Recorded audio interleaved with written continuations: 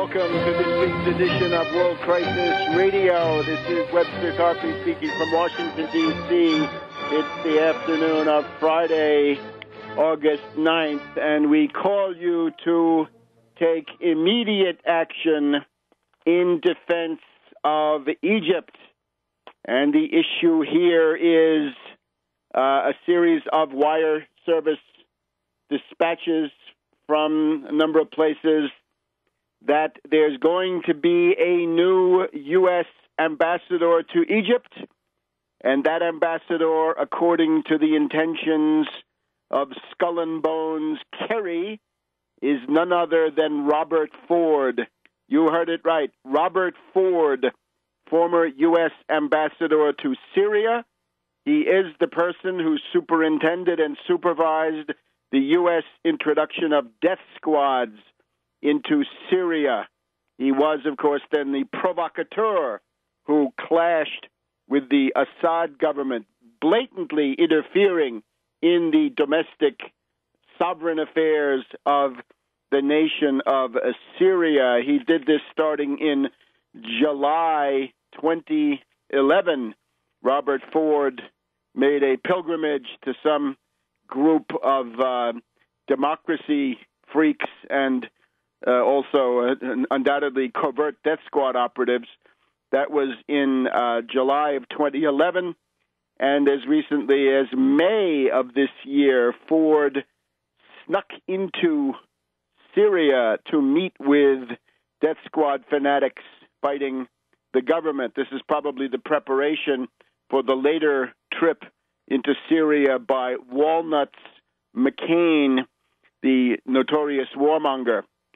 Now, Ford has not yet been officially proposed by the Obama White House, and therefore the immediate imperative, we'll have some more details about Ford in a second, but get ready now for action. Here is what you must do. It's not enough to know. You've also got to act. We must generate an international cause célèbre against Ford, because where Ford goes, there the death squads go also. Ford is notorious as a disciple of John Negroponte, and it was said originally of Negroponte, starting in Salvador in the 1980s, that where Negroponte goes, there the death squads also appear quite quickly. We can certainly say that Ford is by now, he is the leading disciple of Negroponte. The only competition, I guess, is the late Chris Stevens, an expert in the same kind of thing. This is what passes for State Department Arabists. State Department Arabists used to be people who actually had some sympathy for the Arab nations and the Arab peoples. But now you can see we've got bloody-handed lunatics posing as the State Department Arabists. So Ford is vulnerable to a well-done international publicity campaign. Those of you in Europe, take advantage of the Ferragosto. Take advantage of the August 15th low point in domestic news in your countries, right? If you're in Portugal, Spain, France, Italy, Bavaria, and a number of other places, lots of space in the newspaper that has to be filled. Call up a friendly journalist, get him to cover this story. Robert Ford is associated with the appearance of death squads in these countries. It goes back to Negroponte in Central America in the 1980s, and it is called the Salvadoran solution. The Salvadoran solution means you unleash death squads either to destabilize a country or to consolidate a very unpopular dictatorial regime. Ford learned the craft at the knee of Negroponte, and of course, this was done in the laboratory of Iraq. It was in the middle part of the previous decade, about 2005, as the U.S. invasion and occupation of Iraq began to run into big trouble. It was necessary to foment a civil war between the Sunnis and the Shiites, something that had not existed before. This is not indigenous autochthonous. This is imported by the U.S., by the State Department, by these characters. So Negroponte appeared in Baghdad as the viceroy in about 2005, and before long, you had these death squads popping up, right? In particular, Sunni death squads killing the Shiites of the Mahdi army and others. And the original plan extended into Syria. In other words, Syria was viewed as part of it from the word go, kind of like the current emirate of Iraq and the Levant, or as they can say it, the emirate of Iraq and Sham, right? Sham, Damascus area of Syria, I guess in Arabic. So that was part of it from the very beginning. In other words, the destabilization of Syria was considered to be part and parcel of the U.S. presence in Iraq, and it was designed also to try to divert various death squad volunteers. Instead of coming all the way into Iraq, they could simply go to work in Syria, preparing for what would be. And, of course, then, after serving under Negroponte in Baghdad in the middle part of the previous decade, then Robert Ford was named ambassador to Syria, and that, of course, was a grim day for Syria. When Robert Ford comes to town, the death squads cannot be far behind. So that is now what the U.S. has in store for Egypt. Robert Ford means the creation of an Islamic emirate of the northern Sinai, an Islamic emirate of all of Sinai, made to order to provide the pretext for NATO to seize control of the Suez Canal and close it to the ships of Russia, China, Iran, Syria, whoever they don't like, North Korea, any country, Venezuela, right? Anybody they don't like, they can find some reason to keep them out. And, of course, that's just the beginning of it. It would then lead to the breakdown of the modern Egyptian state as founded by President Nasser back in the 1950s and 60s.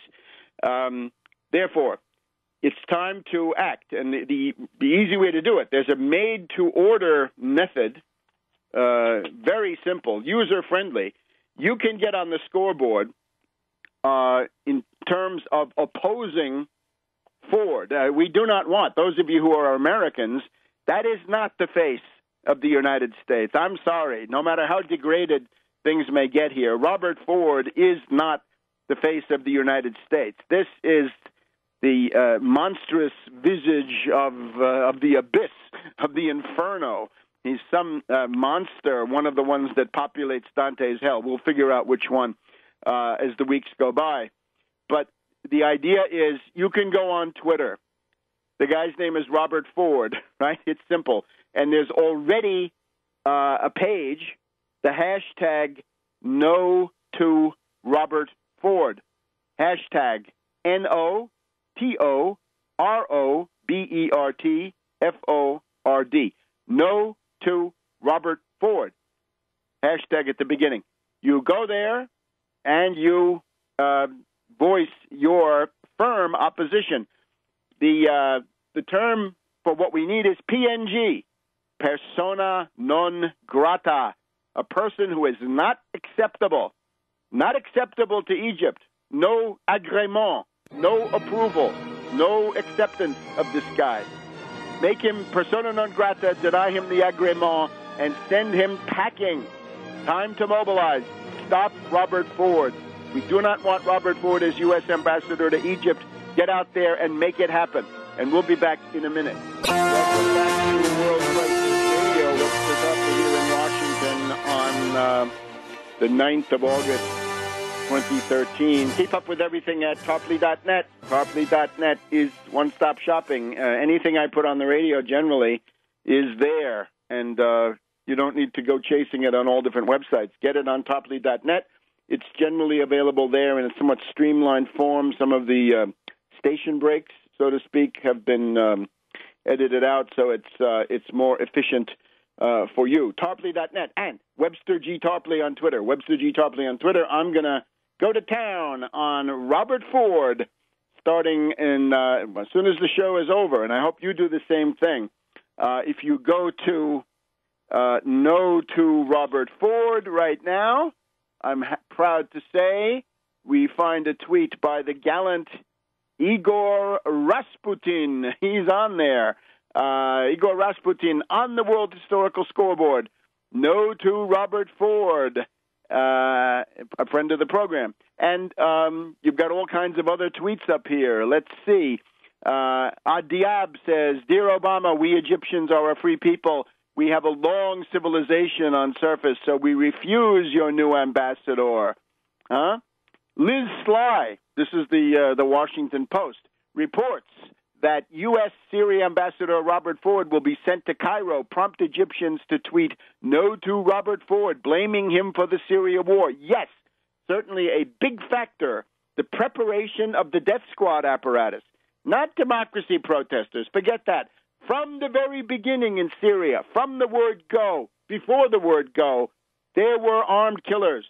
The Syrian government put that stuff on the air. You can see the killers standing behind brick walls and so forth, firing with pistols to promote the degeneration of this into violence. In other words, the third force might have been democracy protesters and the Syrian police, but then the killers come in, kill somebody on both sides, and then you've got the thing going. No to Robert Ford. Let's see. The American dream is becoming the world's worst nightmare. We're not third world countries. Americans also in a nightmare, signed by Obama. How about this one? Ideally, Egypt would arrest Robert Ford and deport him immediately to Syria, where he would face trial for inciting violence. That's the spirit, right? Have some kind of historical overview. Let's take a look here. The tweet barrage is a story in itself. Here I'm looking at the France 24 webpage. Egypt rages against likely U.S. ambassador on Twitter. U.S. media reports that Robert Ford, former top U.S. envoy to Syria, will be Washington's next ambassador to Egypt, has sparked a vitriolic Twitter campaign over a Canadian conspiracy website's claim that he once ran death squads in Iraq. Now, what they're talking about is Global Research of Canada. Yes, with all due regard to Global Research of Canada, the world leader in defending Syria against death squads is none other than Tarpley.net. All more power to Global Research of Canada. You can go back to my interview from Damascus in November 2011, talking about death squad. That's the first mention that I know of this entire problematic. So, Egyptians on Twitter. You can get this in Arabic and in English, by the way. Take a look. If you know Arabic, you can certainly find it. It's reported that Ford is the choice of Skull and Bones Kerry. Let's just get that part. Ann Patterson, who disgraced herself with her prolonged public flirtation with Mohammed Morsi, so much so, as we reported in previous weeks, that the signs and pictures in the Cairo souks and streets showed Obama and Patterson supporting terrorism in the form of Morsi and his confrere of the Muslim Brotherhood. Ann Patterson now very, very damaged goods on the Egyptian market. Ann Patterson is being promoted. Ann Patterson, in the course of being promoted to Assistant Secretary of State for Middle East Affairs. Now, there's another one we don't want. Here in the U.S., we've got to protest against this Ann Patterson operation. And this would be, of course, the fact that both of these posts require Senate confirmation. So, therefore, we're appealing to the Republicans of all stripes. I'm not going to go through the usual labels, right, because we want to be nice to them on this occasion. But it's time for Republicans to say no to these extremely reckless, irresponsible, and indeed aggressive and completely outrageous appointments of Patterson to be Assistant Secretary of State for Middle East Affairs, and then for the infamous Ford to go to Cairo. Cairo doesn't want him, and we don't want him here in the U.S. either. No to Robert Ford in English and Arabic. We refuse the American ambassador to Egypt, says Twitter. The new sponsor of terrorism in Egypt is Ford. They don't like him. Let's see what else. It's taken up. The issue is taken up in Al-Masri Al-Yum newspaper there in Cairo. There's a big backlash. The backlash could not come at a worse time for Washington, says France 24. Let's see what else we find. When Robert Ford enters a country, he brings the shayatin, the devils, in, tweeted one user in Arabic. Another calls Robert Ford the architect of fitna, or upheaval. There are rumors that instead of going to a normal gymnasium, Robert Ford exercises in a fitna salon. How about that? So that's Ford. Kerry recommended Ford for the post. He would have to be picked by Obama and then approved by the Senate. No. And there's no amount of $1.5 billion in U.S. aid that's going to change this. So we wish to assume leadership here of the campaign to block the incendiary torpedo, Ford, because where Ford goes, the death squads follow in his wake. So this has to end. And Patterson, too. No to Patterson. No to Ford. So remember, no to Robert Ford. We'll repeat that several times during the course of it. Now, just in Egypt, since we're there, we've got now the end of the Ramadan month. We're having the Eid alFitna holiday in Egypt. I think that extends until Sunday.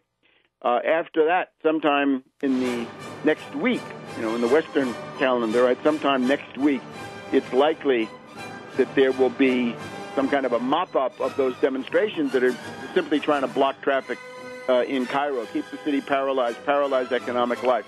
We'll wait and see for that. Back in a minute on World Crisis Radio. Welcome back to World Crisis Radio on Webster Tarpley in Washington, August 9th, 2013. So the rap against Ford is that he participated as the right-hand man of Negroponte in Baghdad in the creation of the original death squads in that part of the world.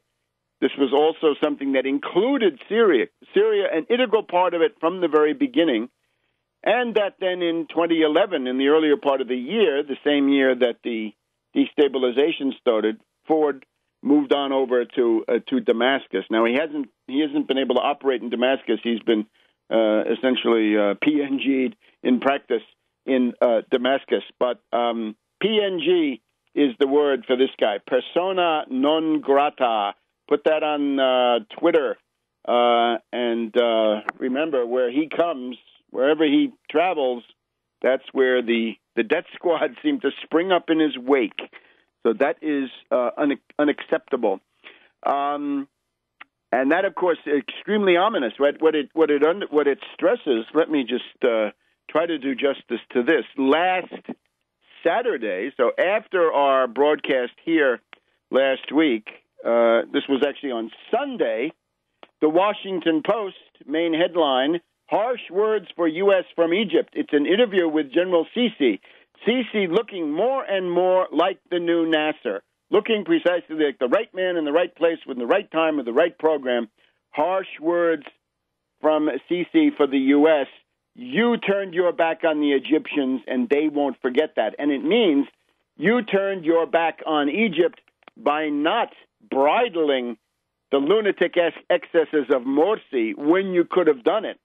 Indeed, the U.S. encouraged them to cave in to the International Monetary Fund and encouraged Morsi to cave in, to begin contemplating lunatic military adventures against Ethiopia and, above all, against Syria, right? The jihad against Syria declared by Morsi in the mass meeting in downtown Cairo on the 15th of June, a week or so after the fall of Qusair and the defeat of the death squad. So you get the idea that Egypt becomes a pawn of Western geopolitics. And let me just go through a couple of the key quotes here again. Morsi says to Lally Weymouth, the family that's now saying goodbye to the Washington Post, house organ of the Federal Reserve System. Lally Weymouth interviews Sisi. Sisi says, the dilemma between President Morsi and the people, the split between Morsi and the Egyptian people, originated from the Muslim Brotherhood's concept of the state, the ideology that they adopted for the building of a country, which is based on restoring the Islamic religious empire. That Islamic religious empire is the caliphate, and I would bet, that in the original Arabic, he says caliphate. But the Washington Post, of course, wants to clean up the act for these Muslim Brotherhood characters, so they try to sanitize it. But the Islamic religious empire is the thing that Morsi was trying to bring, and this is what Sisi doesn't want. Sisi is a nationalist, okay? His identity is primarily as an Egyptian and not in any religion, sect, or subdivision thereof. He is a Nasserist, in other words. He's been shown on pictures, placards in the streets of Cairo, carried by tens of thousands of people. Nasser, Sisi, fine. That's just what we need. Even the desire to do this is already a big plus. Sisi's critique of the Muslim Brotherhood goes on. This is an international organization, cosmopolitan, we could say. They have branches in more than 60 countries, the Muslim Brotherhood. The idea that gathers them together is not nationalism. It's not patriotism. It's not a sense of a country. It is only an ideology that is totally related to the concept of the organization, which is maximum organizational gate receipts, maximum seizure of power, and then the caliphate as the crowning achievement, meaning that the nation state is illegitimate. Well, no. The nation state, founded 700 years ago in the pilot project by Dante in Milan with the Visconti family, 1310 and following, that is the building block of the modern world, right? And the ideas of it brought to Egypt by Napoleon in the early 1800s. So, the critique also of U.S. foreign policy, says Sisi, you left the Egyptians. You turned your back on the Egyptians, and they won't forget that. And now you want to continue turning your back on the Egyptians. Millions of Egyptians were calling for change in Tahrir. What is your response to that? The U.S. interest and the popular will of Egypt do not have to conflict. He claims that there were 30 million people in the streets against Morsi and for the army. This is when Sisi issued the call on the 26th of July, right? Remember Cubans remember that. Well, we got a new 26th of July, new meaning heaped onto the 26th of July, and that is the day that 30 million Egyptian patriots, nationalists went into the streets and said, no to obscurantism, no to war with Syria, no to war with Ethiopia, and no to the IMF, all of this. So he basically says, you guys, you, the U.S., you have the inside track with the Muslim Brotherhood. The U.S. administration has a lot of leverage and influence with the Muslim Brotherhood. I'd really like the U.S. administration to use this leverage with them to resolve this conflict, meaning tell them to clean up their demonstrations and go home. The goal of those demonstrations is to block economic activity and just try to shut things down. He's resentful that the U.S. wouldn't deliver those F-16s, right? That is not the way to deal with a patriotic military establishment. Hagel calls him every day. Kerry, not Obama. Obama didn't call him. So, all in all, this is a tremendous step forward. This is Nasserism in action, anti-imperialism, and now we need the part of economic development, right? You seize control of the Suez Canal, you use the tolls to build the Aswan High Dam. You assert national independence, in that case, against Britain, France, Israel. And you attract others, right? Russia, you can even attract the U.S. if you do it right, or you could in those days. And finally, Sisi says, if the army had not intervened, there would have been a civil war in Egypt within several months. And he says, I told Morsi 4 months before the counter coup that he was steering towards a civil war. And it means, of course, the fact that Morsi was massively rehabilitating terrorist organizations, right? We stressed that the governor of Luxor province in Upper Egypt, right, the Valley of the Kings on the Upper Nile, right, way south of Cairo, that the governor of that province had become the leader of a terrorist group that had killed 60 or 70 foreign tourists there about 15 years ago. Great. Come on down and get beheaded by Al-Qaeda, right? Great tourist advertising. Now, you can't build an economy on tourism, but on the other hand, the education of the world and also some good money, which is not to be scorned, can come in the process. But above all, they need to have a modern economy, and we'll be looking at development plans for Egypt as the time goes on. So that is what the U.S. is most concerned about, right? The imperialists in general are appalled by this positive development, right? This positive evolution. And therefore we have the two amigos, right? We have John Walnuts McCain and Lindsey Graham from the cradle of secession, South Carolina. He even refers to this. He says, civil war is bad. We started one, and we didn't like it. Yeah, they got burned out by Sherman. The two amigos, McCain and Graham, were there, and McCain shooting his mouth off. It was a coup, it was a coup, it was a coup. Sorry, Senator, it was a counter coup. There was already a coup in motion by Morsi, including a war. This was a counter coup to stop it. Back in a minute. Welcome back to World Crisis Radio. Now, we've just about finished with Egypt. We're going to go back to Egypt, and of course, we've got a lot to talk about concerning Syria and U.S.-Russian relations. But let's turn for a moment to domestic U.S. matters, and our favorite topic in the U.S., the most meaningful election going on this year so far, the New York City mayoral election, and that includes the Democratic primary for mayor, which is the 10th of September, and then after that, there is a general election in the first week of November, I believe on November 5th. So we want to get another organizing report. We're delighted to be joined by Daniella Walls, Hi, Webster. Hello. Famous in her own right as a stand-up comedian. I must say that the response to Daniella's appearance here 2 weeks ago is the warmest and most positive and constructive response I think we've had to any guest on the show. So I want Daniella. I can't believe that. That's so nice because I thought it was long-winded having to get through all this information about the petition process and everything we needed, but we got tons of volunteers and a lot of donations, so thank you, everybody. Thank you. All right. So look, you do this any way you want. I think most people are interested above all in the signatures, right? We know that we need 3,700 approved, right, validated signatures to get on the ballot in November, that is to say the Tax Wall Street Party. So tell us where we stand. We have really good news on that front because we're really close to our minimum 3750 threshold. We did a count last night, and we're a little bit above 3,000. But can I tell you some fun things first that happened this week before I forget? Okay, so somebody, Webster, approached one of our petition team leaders on the street in New York City and asked if he was from the Tax Wall Street Party movement. So isn't that cool? So the drumbeat is on the sidewalks of New York. Yes. Yes, it is. And that brought everybody's spirits up.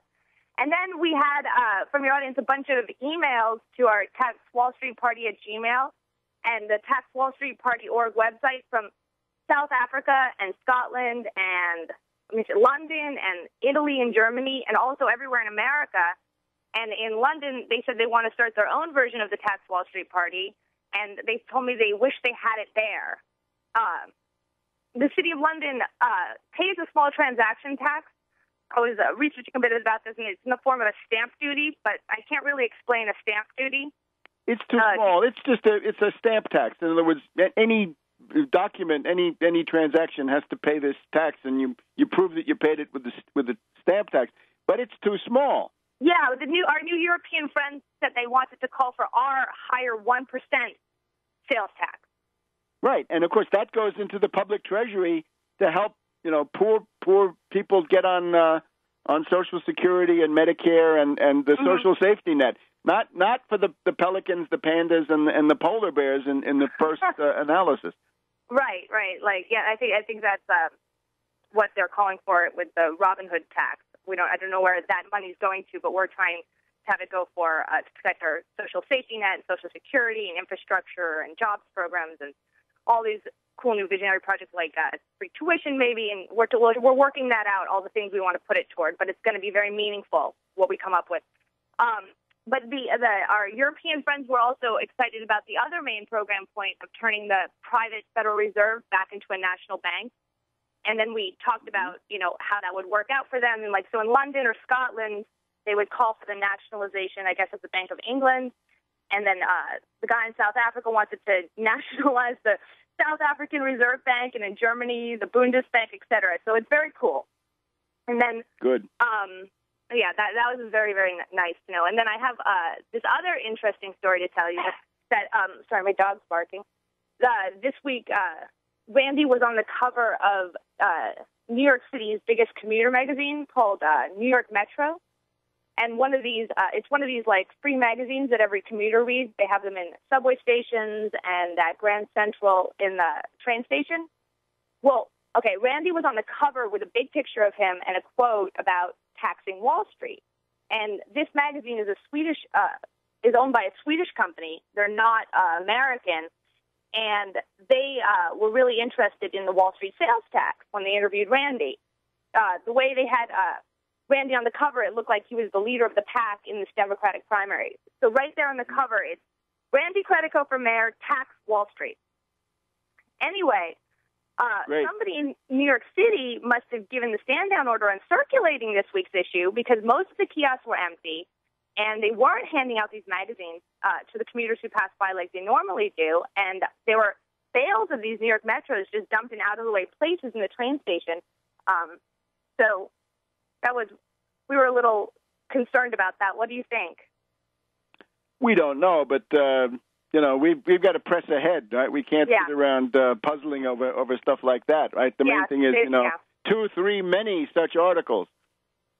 Right. And maybe they didn't want information about the tax Wall Street, but, better to have Anthony's reader. So, I understand that some right-minded activists have secured a number of copies anyway that can be handed out. Yeah, we took them all, and we're passing them out when we do petition, so people can have information. So we hauled back 20, 50 pounds of these things in our backpacks.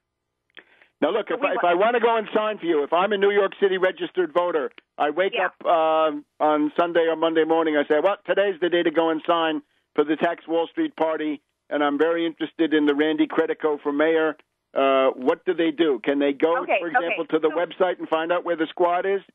Yeah, you can go to the website, and then you can hit on the calendar link, and you're going to find out exactly where the team is. But this changes moment by moment because we're trying to find the best locations. Sometimes we'll get to an event, like a farmer's market or a fair, and we find out that it's pretty empty. So we have to change at the last minute. So the best thing to do is call the petition team leader, Chris Reese, and his number is 908. Hold on one second. I put his number somewhere on a piece of paper, and I'll tell you, but in a minute when I get to it. Sure. I can't find it right this second.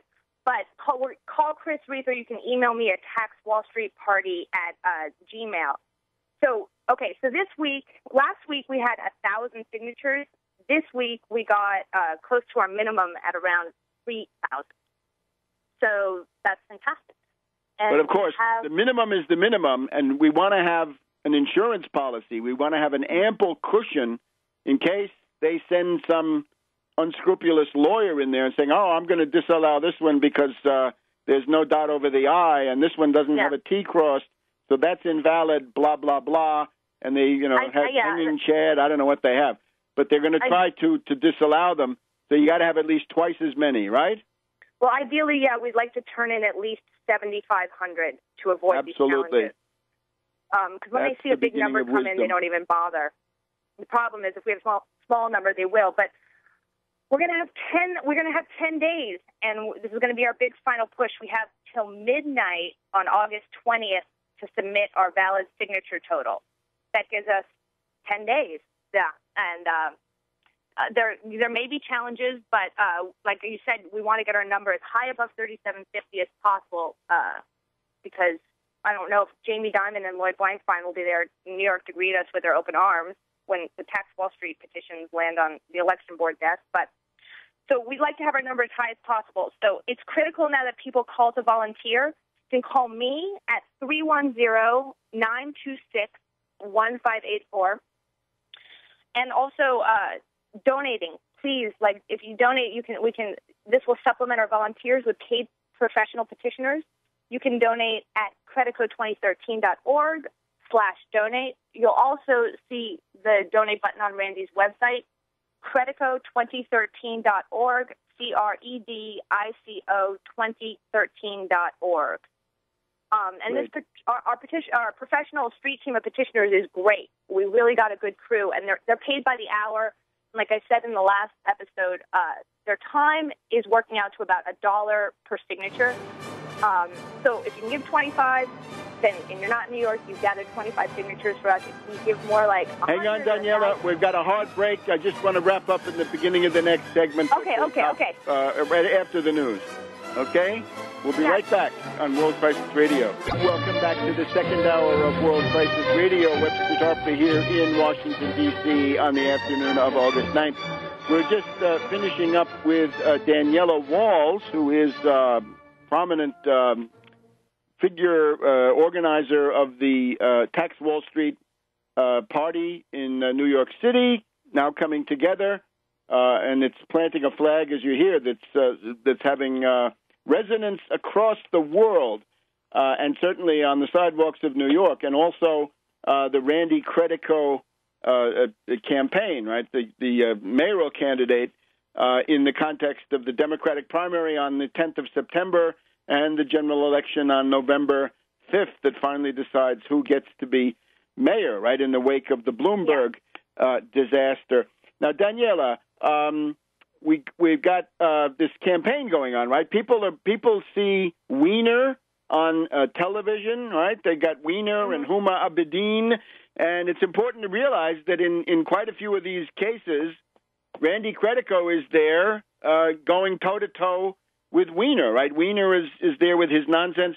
We know that Wiener has been begging Credico, please stop mentioning that I voted for the Iraq War. And, of course, not only did he vote for the Iraq War, he voted for the bailout of the Wall Street banks twice.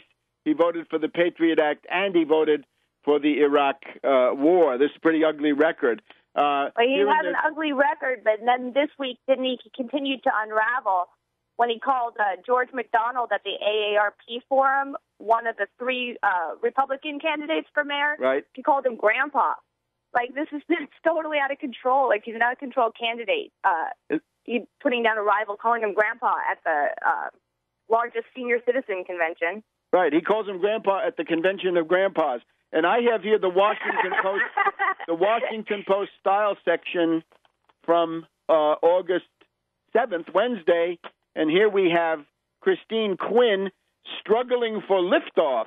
Having Mike Bloomberg in her corner isn't boosting Christine Quinn's bid to become mayor. Bloomberg. Well, right. So she's the tool of Bloomberg. She's the one who made it possible for Bloomberg to have another 4 years of virtual dictatorship of finance capital over the city. Right. So, any events coming up? I mean, can we look forward to Credico going toe-to-toe with these degenerates anytime this week? When we were on the break, I just want to say real quick, I found Chris Reese's phone number. The Go petition ahead. team leader, 908-433-3266, 908-433-3266. Chris will give you real-time, moment-by-moment information on where the petition team is.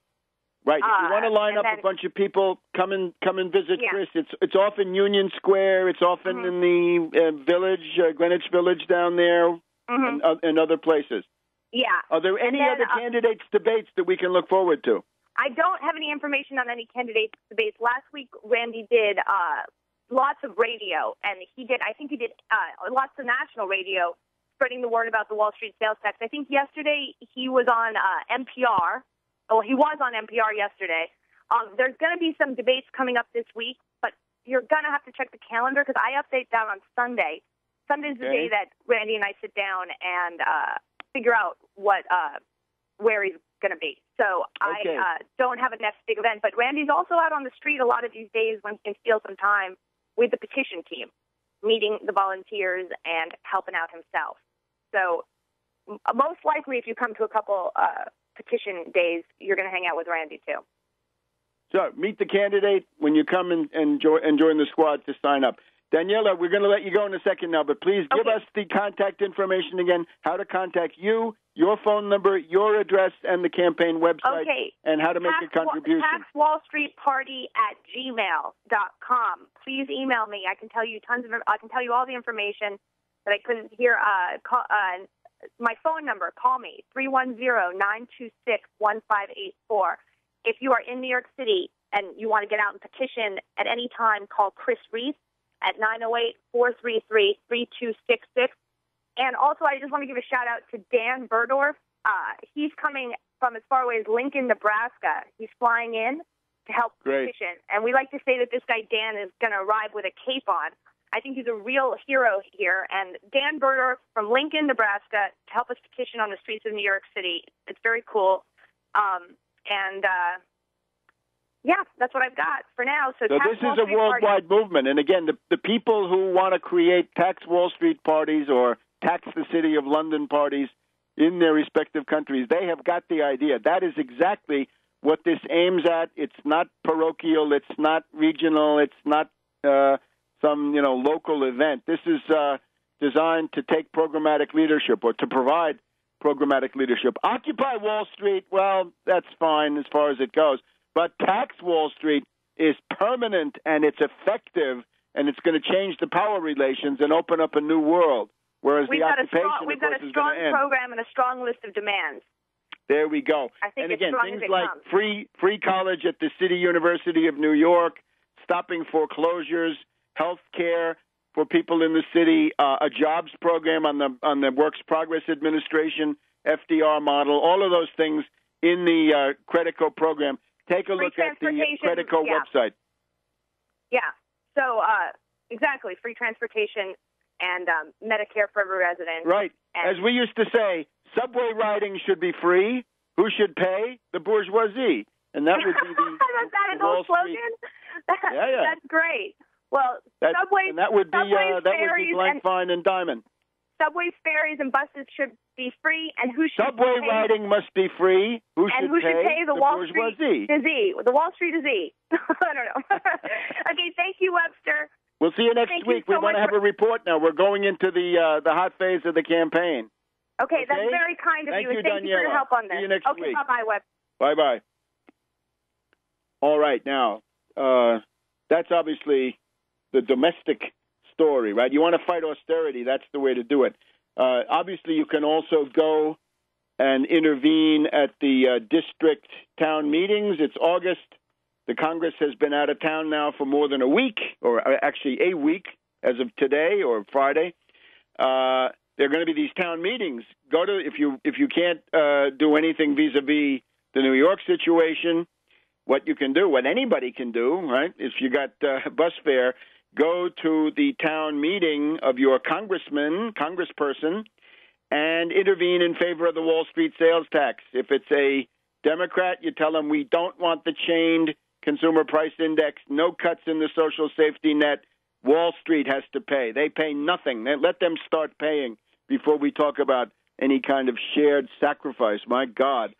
And if it's a Republican, of course, same story, right? Why don't you tax Wall Street instead of trying to destroy the federal government, right? Remember, October 1st, the lunatics around Senator Mike Lee, little Rand Paul, Rubio, and the hypocrite Ted Cruz, married to Goldman Sachs. They're going to try to shut down the government and then bankrupt the government with a default.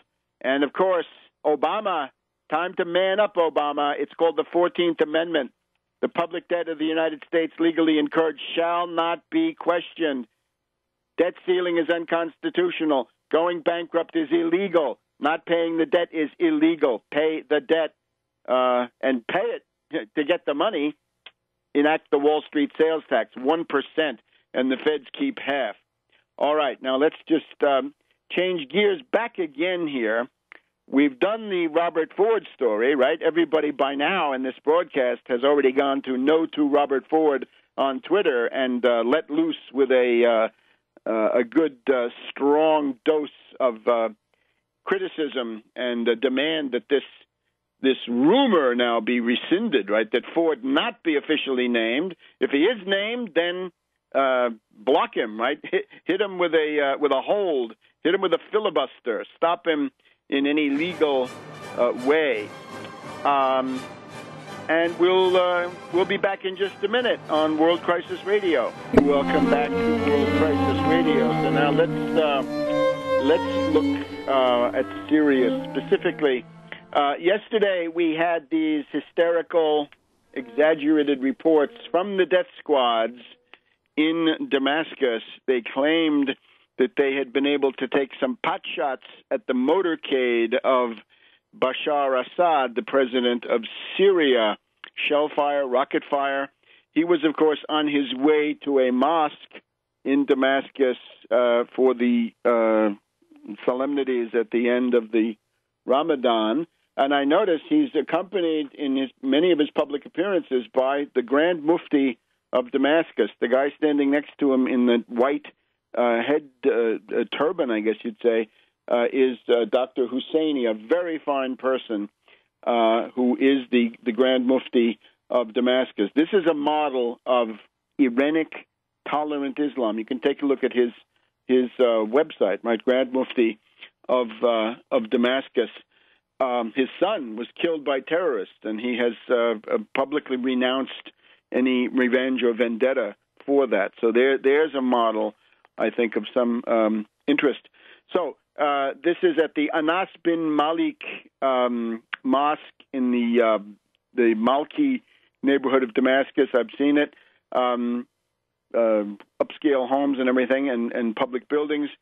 So the rebels claim that they took some pot shots, but, of course, according to the Washington Post here of this morning, Friday, August 9th, the problem they have is that there was then a television broadcast of Assad attending the prayers in the mosque unharmed. Unharmed, thank goodness, because he's a key guy right now. So the Tahrir al-Sham brigade claims they tried to kill him, and the Liwa al-Islam. Even in these operations, they can't agree on a single line. All right, so that is that story. I think in terms of events on the ground, the massacre of Kurds by the al-Qaeda forces, by the Nusra and by the Islamic Emirate of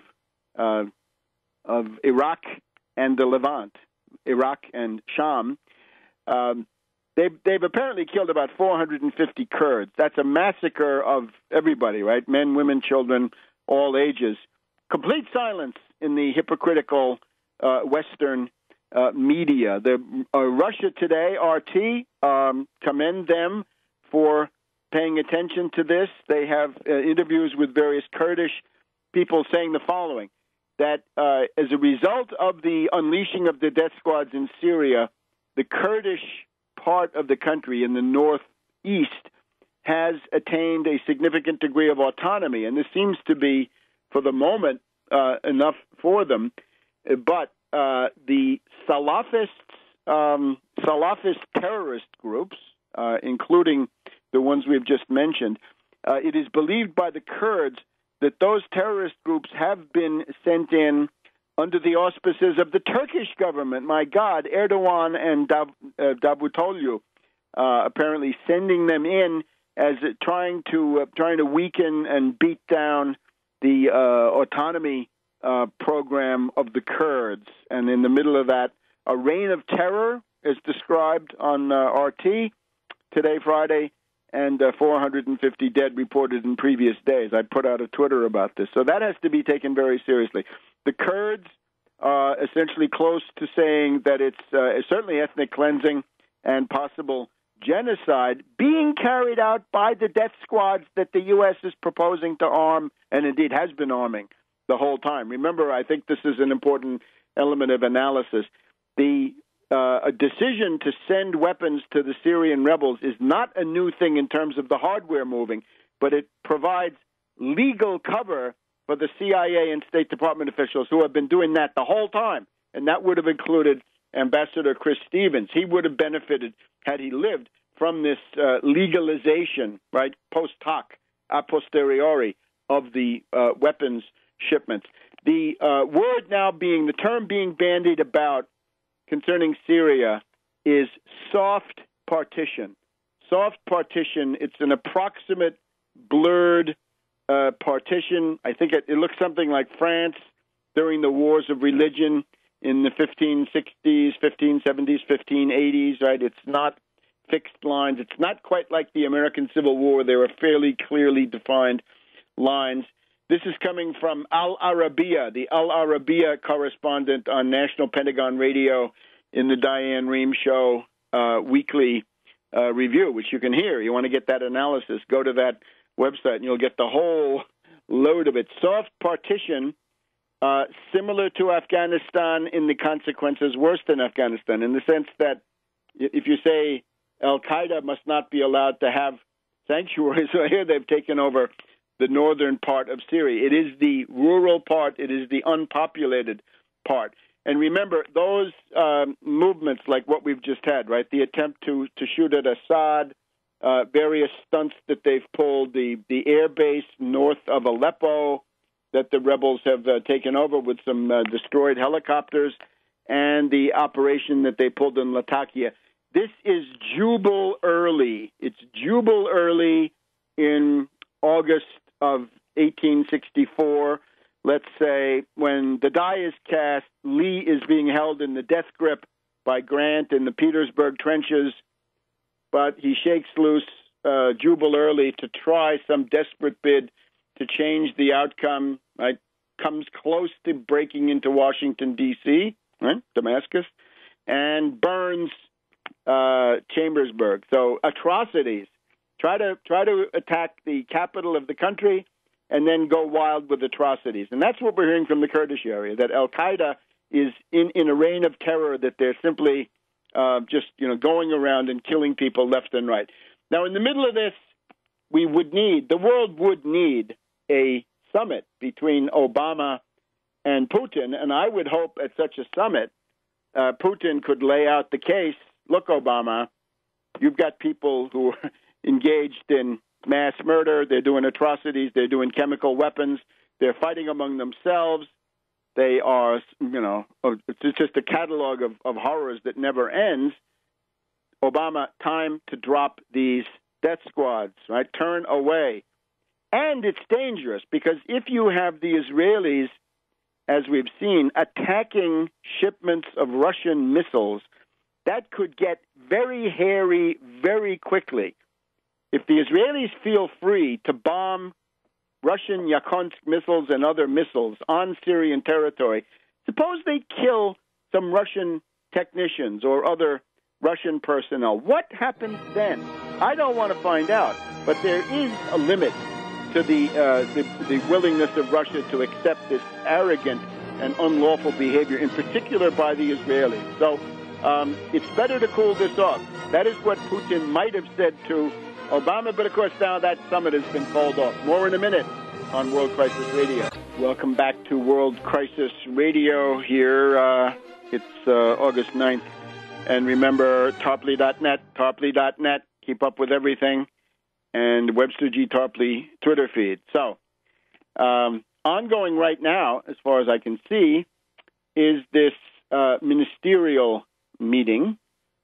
It is Foreign Minister Sergei Lavrov of Russia, Defense Minister Shigoi of Russia meeting their counterparts.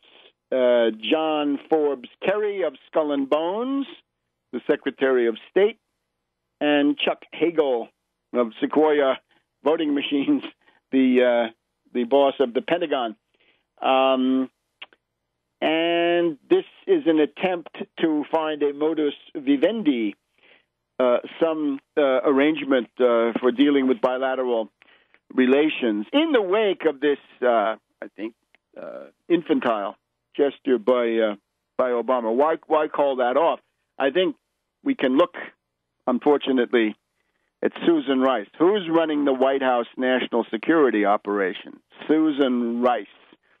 Last Saturday, the worldwide alert of U.S. embassies and the closure of some of them and the travel ban was deliberated at the meeting of the National Security Council held in the White House by Susan Rice, so the old executive office building. And this was attended by Hagel and Kerry. Susan Rice, this venomous viper, is now running that part of the show. And I'm sure Susan Rice's advice was, Obama, don't go and meet Putin, because I think they have to realize that the power of Putin's arguments it is overwhelming. At the same time, that doesn't mean that Susan Rice is running every detail, and it may be that something may emerge, but it's not a good bet, especially because of Kerry, right? The main problem here is Kerry, who is devoted to intervention, and we've just heard Kerry is determined to send Robert Death Squad Ford as U.S. ambassador to Egypt. Egypt must refuse him, right? And as we said in the earlier segments, go to No to Robert Ford and register your lively dissent from this proposal. And anybody in the world can do it, right? Because it's a question of world peace, right? The world cannot tolerate the descent of Egypt into anarchy on the Libyan or indeed the northern Syrian model. So Lavrov, Shigoi, Kerry, Hagel, what do we hear? Lavrov, a very intelligent person, I think one of the most prestigious foreign ministers in the world right now. Lavrov says it is time for these two nations to act like grown-ups, and the U.S. and Russia have an obligation to the world to work together for peaceful solutions, right? And Lavrov, of course, is proposing a Geneva conference.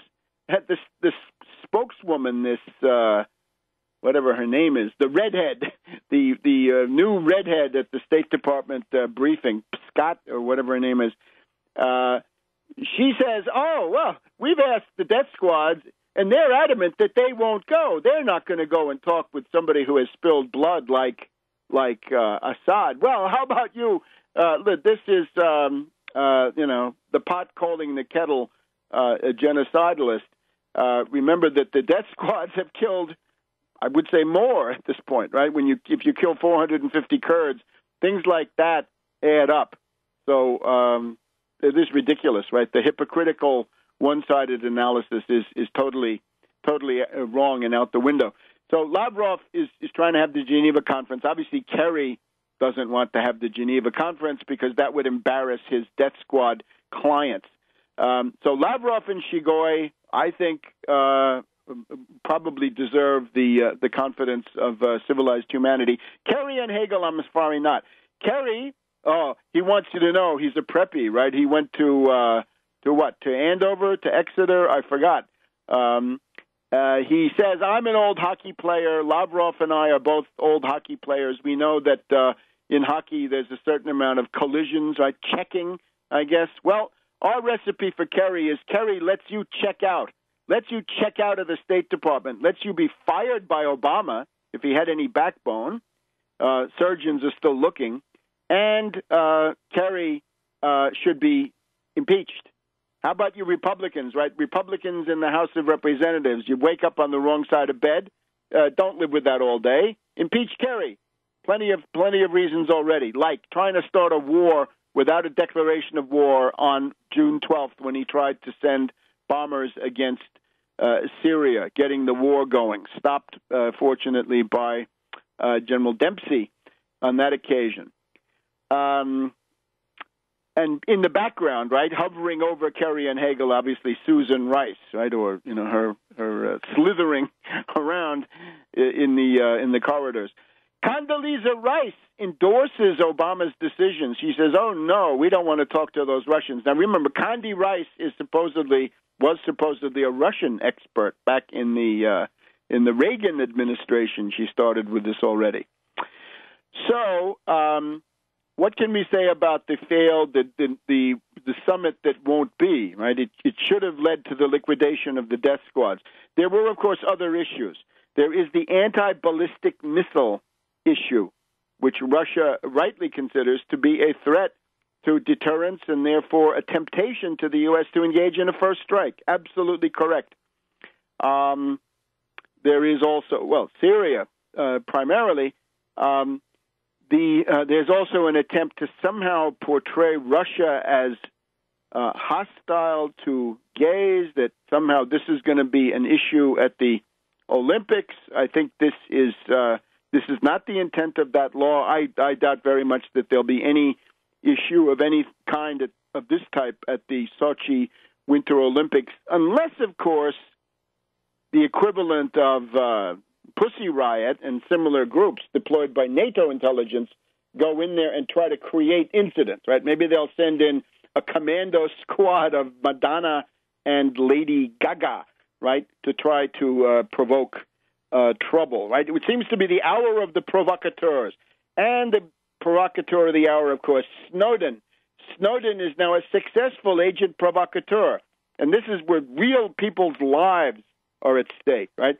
If we'd had an Obama-Putin summit, and if Obama hadn't been weakened by these so-called revelations, which everybody knew, losing, 18% of his support among the youth, Obama might have been strong enough to say, all right, fine, I'm going to cut my losses, to hell with these Syrian death squads, right? I'm not going to go any further for them, right, because they haven't done anything for me. That would be typical Obama.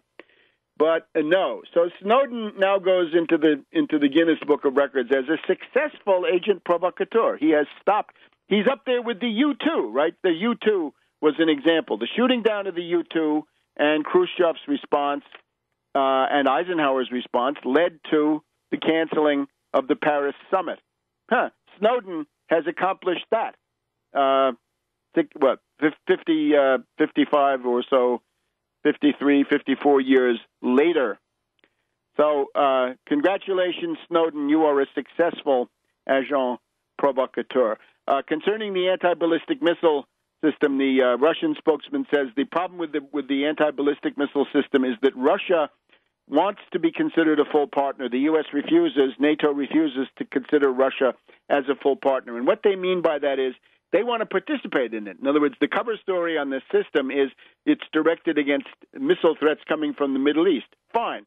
Russia would like to be a part of that. No, you're not allowed to be a part of it. We want assurances that it's not directed against us, says Russia. Oh, NATO says, we'll give you our word of honor, but nothing in writing. Okay. So congratulations, Snowden. We'll have a couple of words more about these whistleblowers here in the final segment. Welcome back to our final segment of this week's World Crisis Radio. Webster Tarpley in Washington. It's the 9th of August. Just a word about Bradley Manning. The obvious victim of much of this situation is Bradley Manning. I think someone who got into a situation of intrigue and betrayal beyond what he could imagine. I view him as a victim of this entire machination, and to a significant degree, a victim of Assange and of the rest of WikiLeaks. The problem that is posed by Manning is if the hallmark of WikiLeaks was supposed to be that you could leak documents through them and maintain your anonymity, how did Manning get exposed to the U.S. authorities, landing him in this terrible predicament of torture, solitary confinement, and all the rest? We're researching this, and I urge, if you have leads or inside knowledge of this document, send them on. Tarpley.net, Speakers Bureau contact feature. Bradley Manning started by leaking material about Iceland. And the first time I ever heard of WikiLeaks was in the late summer of 2009 from correspondents in Iceland as I was preparing to go to Iceland to campaign for the debt moratorium in October of 2009.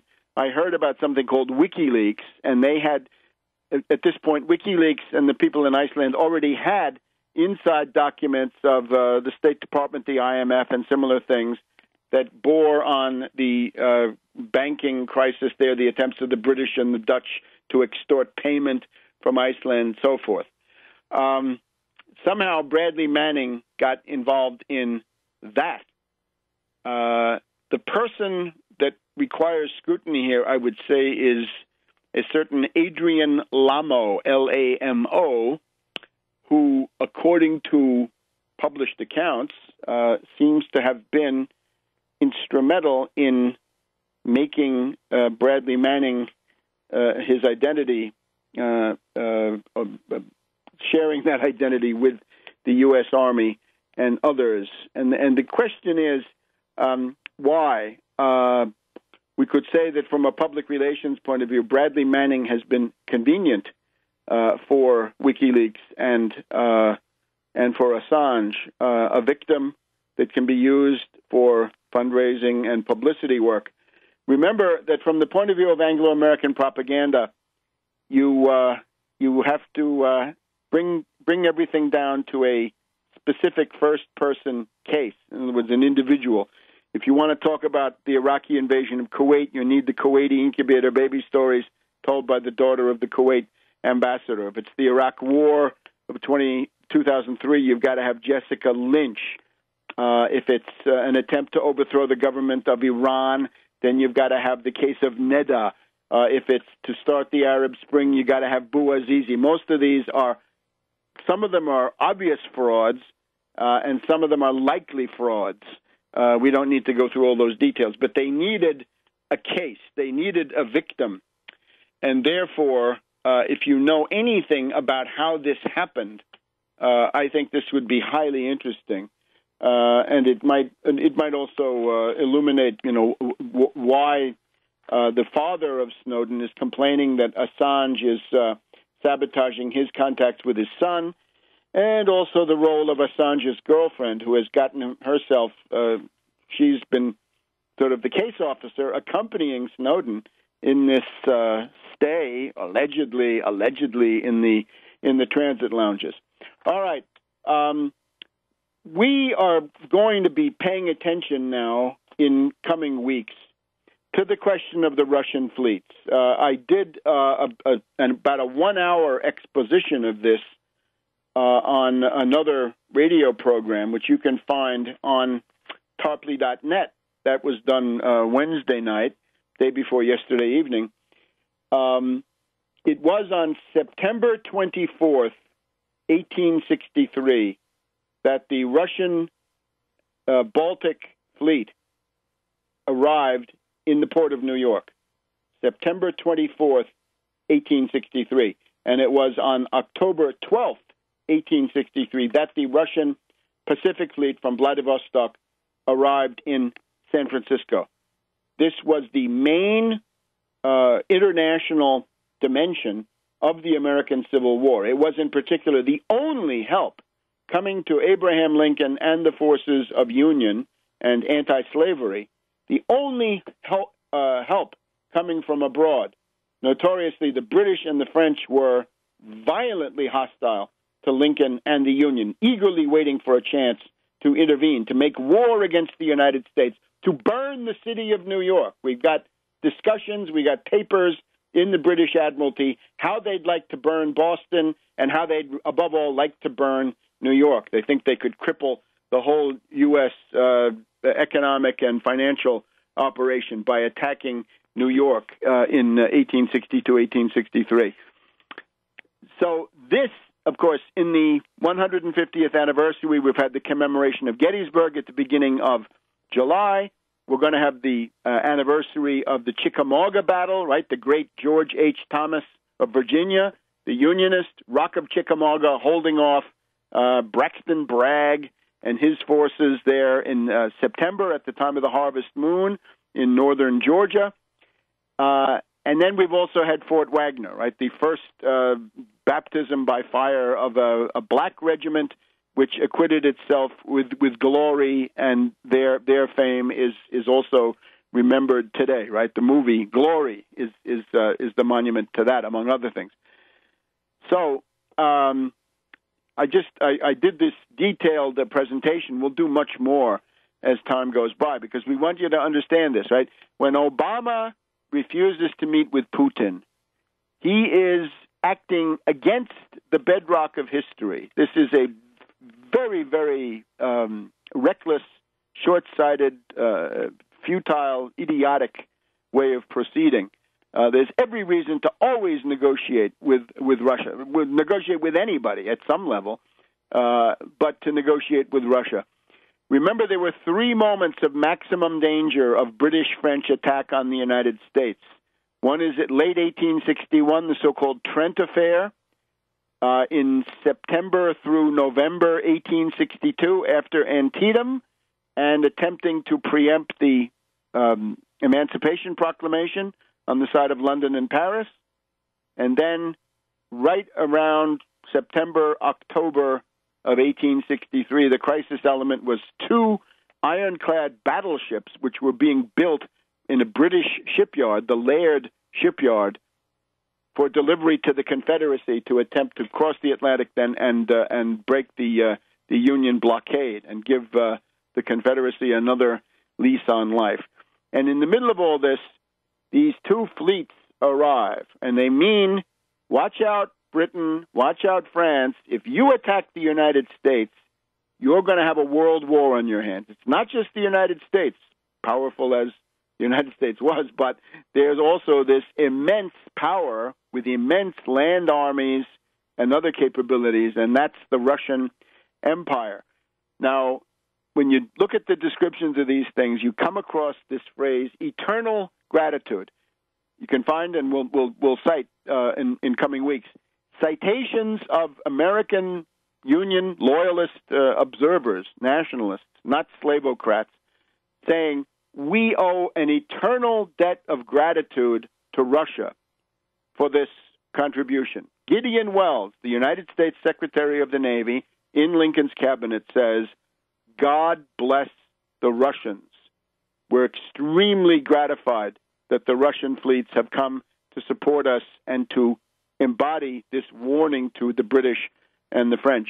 And then, of course, in World War II, General Marshall says, George Marshall, the military head of the U.S. forces, says we owe a eternal debt of gratitude to Russia. And the idea is that in 1862, the British and the French say to the Tsar, let's intervene and get the independence of the Confederacy. And the Tsar says, I will not cooperate in that. On the contrary, if you recognize the independence of the Confederate States, you France and you Britain, I will regard that as the cause of war. And to make sure that you don't have any confusion, I'm going to send my fleets to San Francisco and New York with sealed orders that if Britain and France attack the United States, the Russian fleets will go to work for Lincoln. They will merge with the U.S. Navy and wage pitiless war against the British and the French on all the oceans of the world. And that is the biggest thing that saved the Union.